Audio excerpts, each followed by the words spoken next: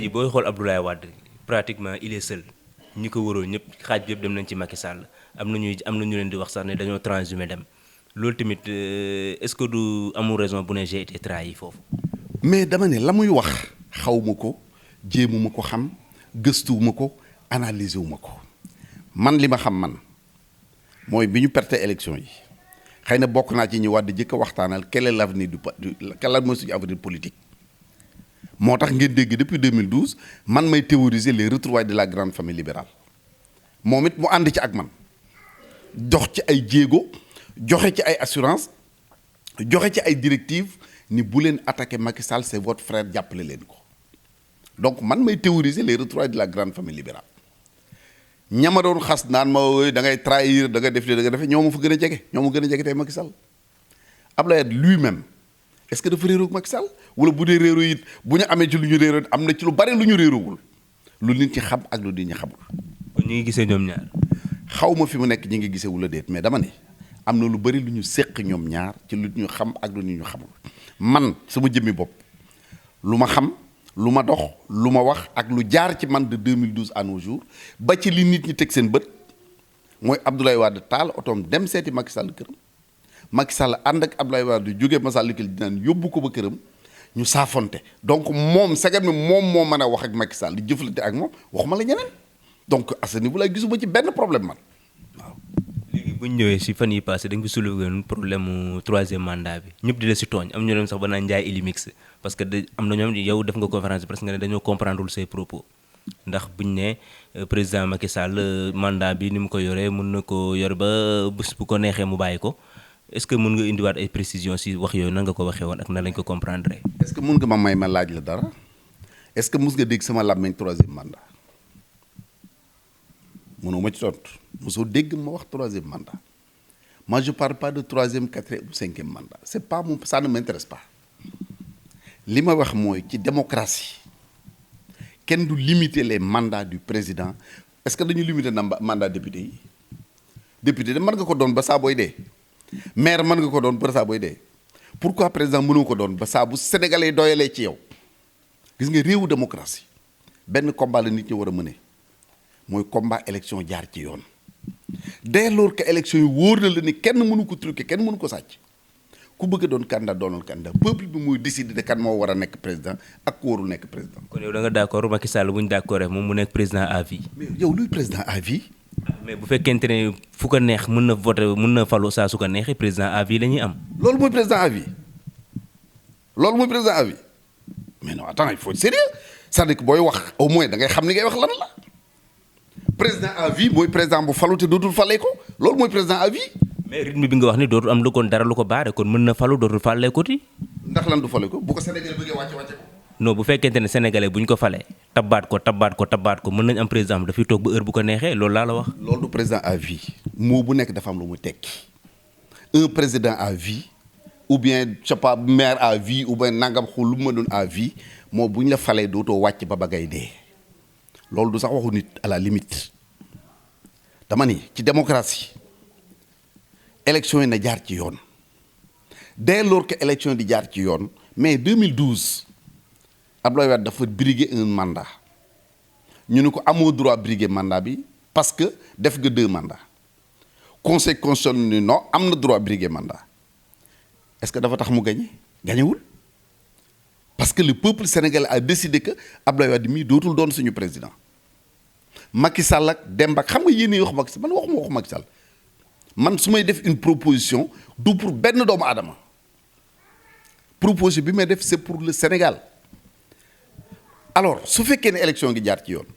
Macky Sall na doon fukki yoon candidat Idriss Seck na ko doon téeméeri yoon keneen na ko doon junni yoon ki Sénégalais yi bëgg mu falu mooy falu kuñ bëggul mu falu doo falu mais limitation de mandat parce que dans une démocratie lu ñu gàtt-gàtt xam-xam di nga xam ne démocratie le pouvoir revient au peuple bi nga xam ne nag moom moo yore pouvoir bi moom moo war a tànn buñ ko ne amoo droit tànn kii nangu duñu pouvoir am. mais li ngay wax nii ban dëkk la am par exemple foo ko gis. d'abord même bu amul woon fenn man dama bëgg mu am sama même bu amul woon fenn muy benn ñaareel ba moo amoon Sénégal ba bi ñuy def réforme def nañu benn révision en 1970 defaat le code consensuel de 1992 dindi loolu mais loolu moo amoon Sénégal ensuite comme je te dis même bu amul fenn man bëgg na ma am sama réew boo demee tey un pays comme l'Allemagne amul limitation mandat on va me dire que oui Allemagne ka fa nekk chancelier la mais tur wi moo changé yow su ma la doon tey kuy président Allemagne xamoo ko peut-être man mi wax ak yow xamuma ko dama fàtte naa ko président de la République bu mënti dem Allemagne chancelier bi moo lay teeru moo lay dalal chancelier bi mooy jouer le rôle de président de la République mais en Allemagne c'est pas limité ensuite il faut que ñu arrêté naan lii amul fii na am fële lii am na fële na am fii non nit ku nekk da ngay seet li nga jàpp ne mooy indi progrès moo lay jëmale kanam nga def ko même bu ko keneen deful woon yow nga def ko mais am na lu am Sénégal musul am France Sénégal def nañ fi par exemple en 1992 93 gouvernement de majorité présidentielle élargie Abdou Diouf ubbi gouvernement am dugal ci Ablaye Wade dugal ci PIT dugal ci LDMPT pourtant boo demoon France bi ñu jël comme référence jamais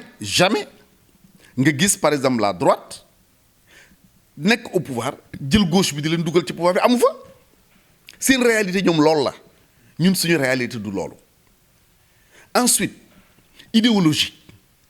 ni ñu koy appliquer en France ni ñu ko gëmee en France aux États-Unis en Allemagne ak yeneen pays mais gëmewuñ ko noonu au Sénégal d'ailleurs ñu bëri tey dañ lay wax naan socialiste lañu ñii ni libéral la ñii ni marxiste-léniniste lañu te xëy na xamuñu sax lan la parce que ñun yeneen critère la ñu àndee ak diit tey koñ bi nga dëkk même bu dul ci wàllu politique mais surtout ci wàllu politique da nga naan damay ànd ak diw parce que ñoo dëkk damay ànd ak diw parce que dafa am yar damay ànd ak diw parce que dafa am xam-xam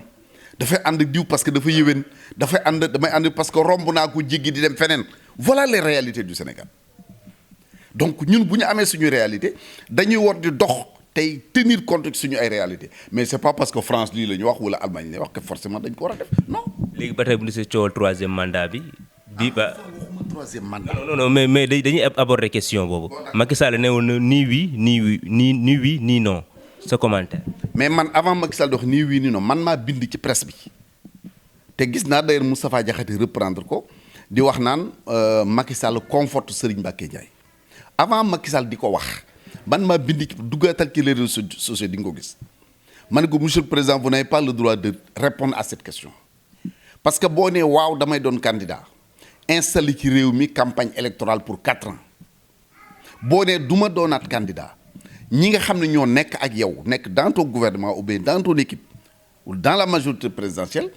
ku ci nekk da ngay daal di am droit génne comme ki ma doon jàppale nee na du candidat man candidat la bu boobaa ñu déstabiliser le régime pendant 4 ans xuloo xeex fi ne d'ailleurs segam ne bi mu ko waxul la ku nekk ñu tuumaal la diw dafa bëgg a doon candidat diw dafa bëgg a doon candidat sàkkantement nag bis bu waxoon ni doon naa candidat wala doonu donc man position boobu ma am moom daf ma ci fekk si du man maa ko fekk si ci position boobu parce que encore une fois bi may def une sortie pour wax ni il n'a pas le droit de oui ou non boobu Macky Sall rek waxagul ci question boobu. boobu Macky Sall waxagul woon ci question bi mais ba tey bu ñu desee ci question boobu pour yow Macky Sall war na mën a am troisième mandat. du man maa koy décider xam nga lu tax man sama waxu démb mooy sama waxu tey duggal dans les archives ba ñu amee débat bu mel nii en 2010 2011 la ma ca waxoon moom laay waxaat candidature benn nit ki ne bëgg a doon candidat ak ku mënti doon. du man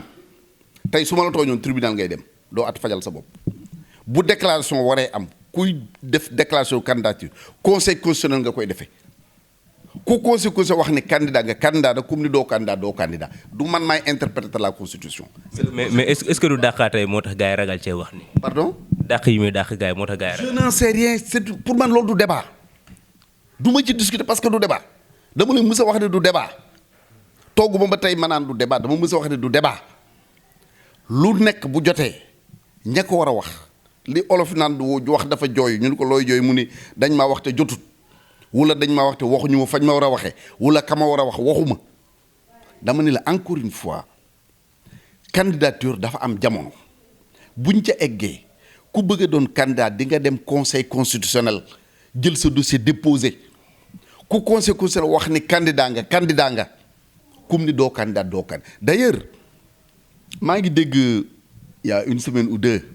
Ousmane Sonko def benn déclaration boo nga xam ne qui est pour moi très courageuse parce que nee na Macky Sall même bu lijjanti woon ba doon candidat ñu gañe ko xam nga li am solo am majorité boo nga xam ni ku mën a jàkkaarloo yow di nga ko gagné ku bëgg a doon président nag loolu ngay liggéeyi mais doo toog di discuter ay texte ku war a doon ku wërta doon xam nga mbër buy dugg ci làmb day fexe ba mu wóor ko ni mbër mu jàkkaarloo mu dóor la nga daanu mais doo naan wëy bu ñu génnee Balla Gaye ñi ci des maa leen man ou bien su fi Yékini nekkul ji non loolu du mbër da ngay wóolu sa bopp def li nga war a def ba ku ñëw ci làmb ñi nga jànkoonte ak moom daaneel ko. mais bu fekkente ne Balla Gaye tamit texte yi dañ koo génnee tamit warul mën a bokk. mais encore une fois dama ni waxu texte bu ma ko wax parce que xaw ma ay texte man du man maay interpréter. mais constitution bi la ñuy basé wu nag démocratie lañ ne. ci constitution bi. mais constitution moo wax loolu. moo wax lan. moo wax ne nit waru mën a def ñaari mandat consécutif jamono ji. alors bu dee loolu la yow interpréter ko noonu man xaw ma lu constitution wax sur ce plan du man maa koy interpréter xam nga koy interpréter le conseil constitutionnel du keneen ku ci wax rek da nga wax loo neex ak sa bëgg-bëgg kenn mënu ko la preuve même parmi les juristes ñii dañ naan am na droit ñii naan amul droit donc d'abord le premier acte mooy moom bëgg naa bëggul affaire am la conseil constitutionnel lan lay décider moo ko xam. il faut que ñaari conditions yi réunir ku bëgg a doon candidat ni candidat la conséquence wax ni kii mooy doon ñi ñooy candidat à partir de ce moment ñu dem à des élections sinon leneen lu fi doon ay spéculation la di wax xam teguloo ko fenn c'est tout match ba nga dem toog ci tribune ba doo arbitre toog naan penalty am na ak faute am na hors-jeu la ak du hors-jeu perte temps la li arbitre wax ni but la mooy but lim na du but te le seul arbitre ici c'est le conseil constitutionnel donc le moment venu équipe yi bëgg a dugg ci làmb ji wala mbër yi bëgg a dugg ci làmb danañ wane seen bopp danañ ko wane bu boobaa bu CNG de kii kat am na licence am baax na day dugg ci làmb ji mu dugg ci làmb ji ñu arbitré peuple bi muy arbitré mu jeex c'est aussi simple que ça yi jël yëpp ay spéculation yoo nga xam ça doon mel nulle part xëy na bëgg waxtaan la rek nit ñi di ko waxtaan mais man vraiment yooyu du ma ci sori